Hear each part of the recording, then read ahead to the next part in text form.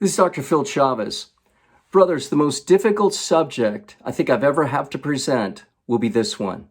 And it regards married men who purposely avoid or conscientiously limit having children without sufficient cause. Brothers, I'm sympathetic to fathers and mothers everywhere who bring children into the world and have problems raising them, but I need to talk about the issue and practice of contraception. Now, brothers, one known exorcist stated that over 90% of Catholics are contracepting currently or have done so at some time during their marriage. Now, that statistic I'm a little shocking, but it's not surprising. Consistently, the Roman Catholic Church has taught that deliberate interference within marital intercourse to prevent conception is gravely sinful. Now, in the past, it was called onanism, from the sin of Onan mentioned in Genesis 38. Onan deliberately spilled his seed when going into a woman, and so God put him to death. The church holds the same position, yet it holds spiritual death, death of the soul. That is, willful contraception is a mortal sin. Today, it's commonly termed birth control. Yet, brothers, we know the net effect is, as G.K. Chesterton says, no births and no control. Now, the Catholic Church, brothers, has forbidden contraception since the earliest times, and there have been several documents issued explaining this constant teaching. In the modern age, I would say the most significant document is Humanae Vitae, no question, issued in 1968 by Pope Paul VI. Read that for clarification and good explanation. He stated, what is morally excluded is every action that, either in anticipation of the conjugal act or in its accomplishment, or in the development of its natural consequences, purposes, whether as end or as means, to render procreation impossible.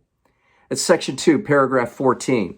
Now, brothers, I apologize if that sounds too academic, but no question this position has caused more consternation among Catholics and other Christians than any other in the 20th century. Now, brothers, all the Protestant reformers and all the main denominations were all opposed to contraception until the 1930 Lambeth Conference, when the Anglicans accepted the practice and initiated a slippery slope into virtually all Christian denominations.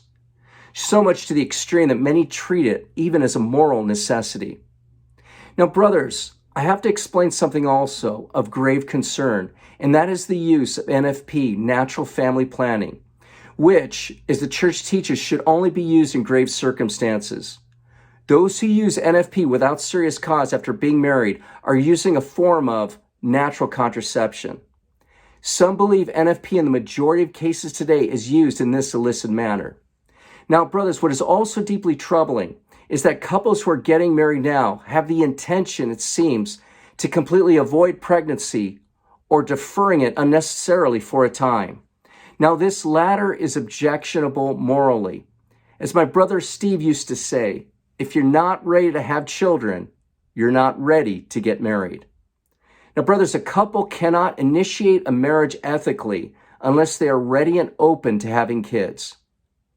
Brothers, again, my aim here is to teach what the church declares and not my own opinion. And as the saying goes, don't shoot the messenger. But brothers, I do not want to also be difficult here, but I do need to speak of the universal experience of Catholics about the clergy. Very many of them are very squishy on this matter and will give in to contraceptive use. Mine is not to make a judgment upon them. That's for God. We all need His mercy and His ongoing grace. Brothers, God be with you.